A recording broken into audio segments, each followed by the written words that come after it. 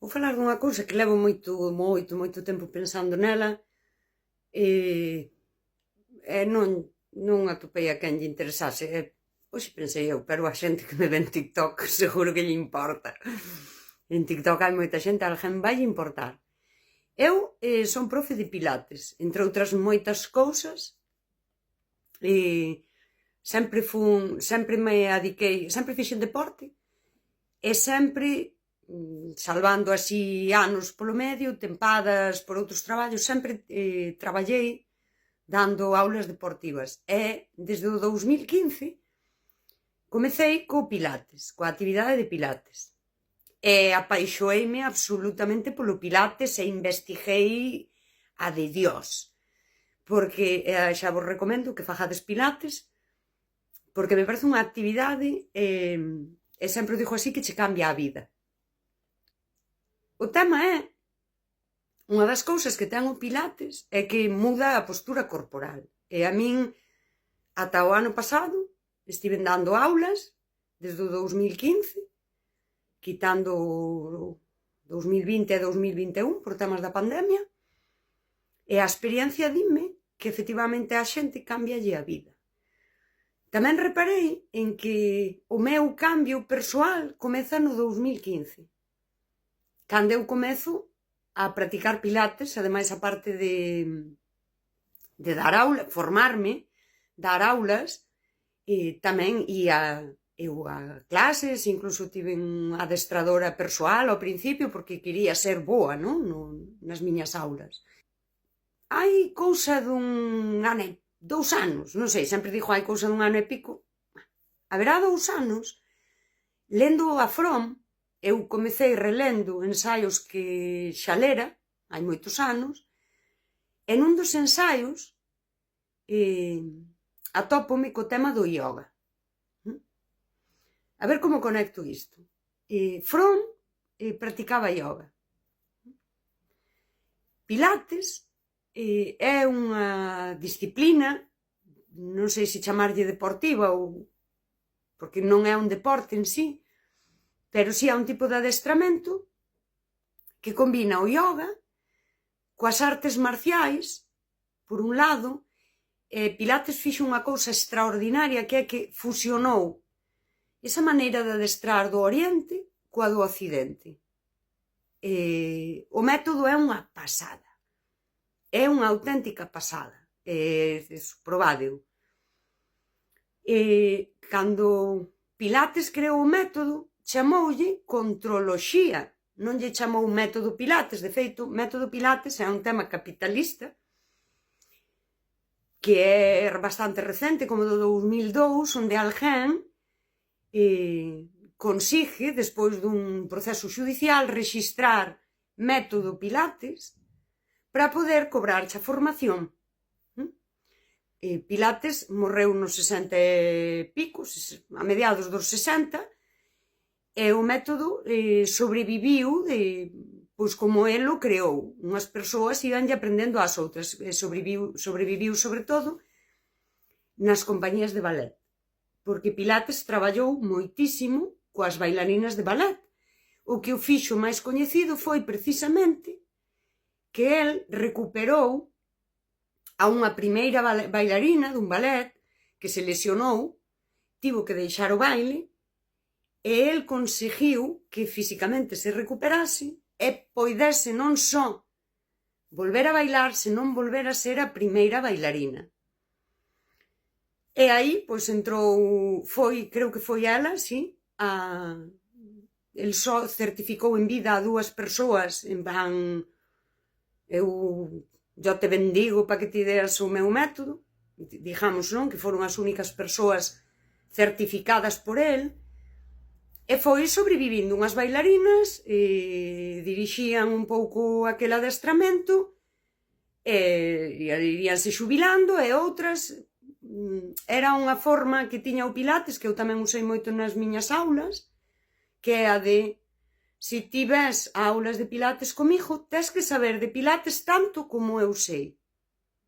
É dicir, de feito, nós non somos monitoras, non monitorizamos a aula, somos instructoras. sí? Instruímos as persoas. E eu aí sí que fui moi purista e sempre tiven esta cousa de que as miñas alumnas e algún alumno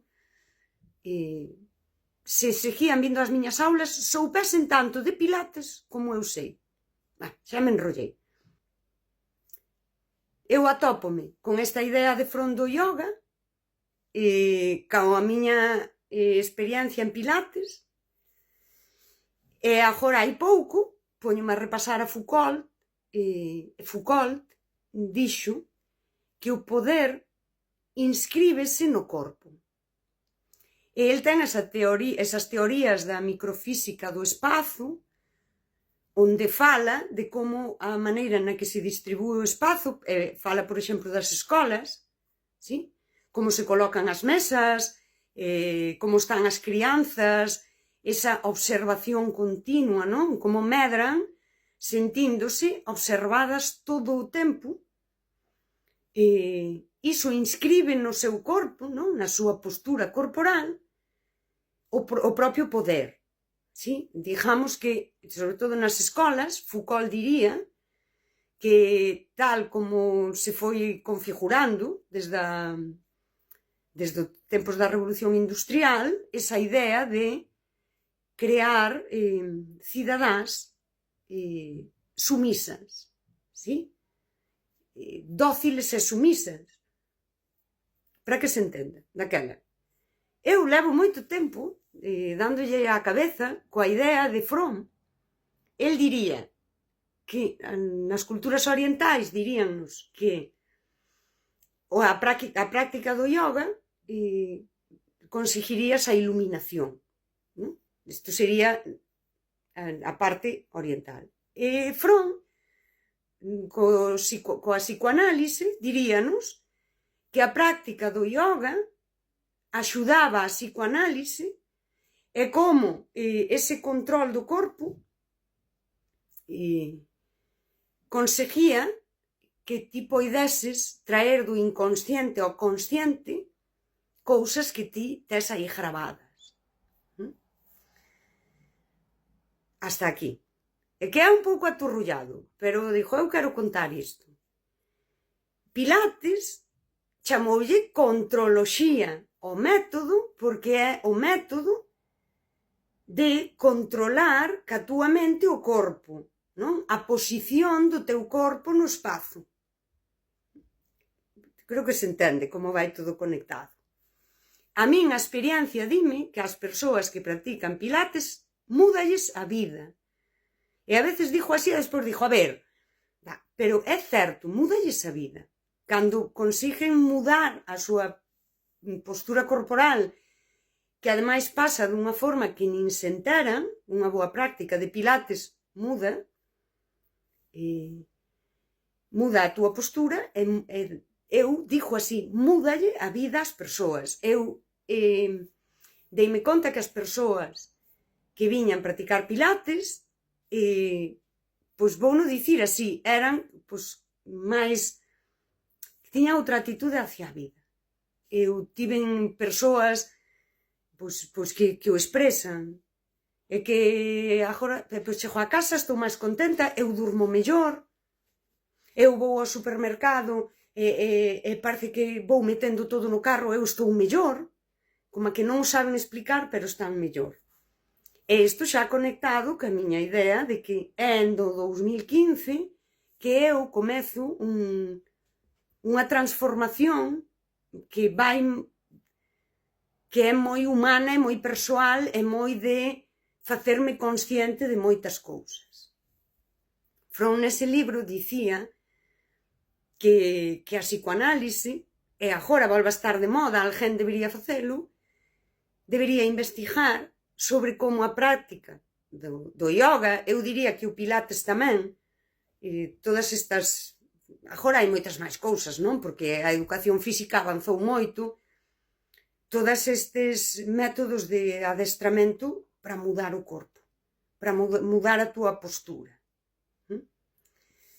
E aí eu sí que sempre estou coa cousa de alguén tiña que investigar, como ben dixo Fromm, como mudar a nosa postura corporal, muda a nosa psique, e si que consigues iso, que a min sempre digo, é moi perigoso a parte oriental, porque parece moi máxica, pero Freud dounos a outra visión, non? E a iso que eles chaman iluminación sería ti ser consciente.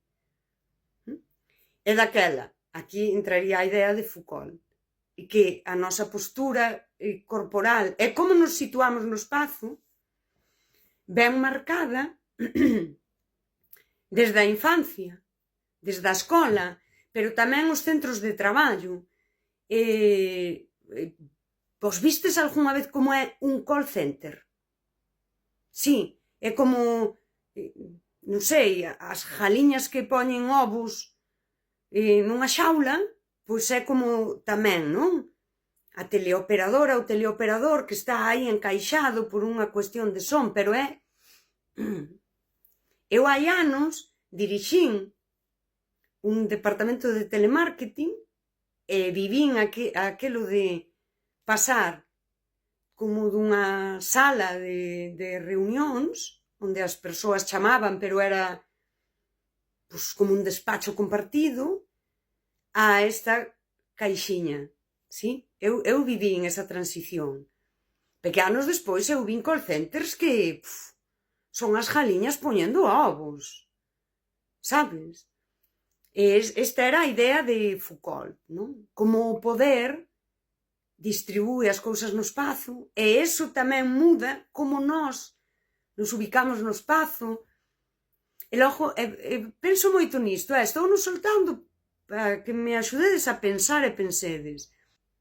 Isto, así, para que se vexa que esta idea da filosofía é moito máis amplo que acoller os autores, os filósofos famosos, e eu leo filosofía, é moito máis que un valor simbólico e de intelectual de eu leo filosofía, senón que é máis a túa propia filosofía, o teu propio comer aí na cabeza, sí?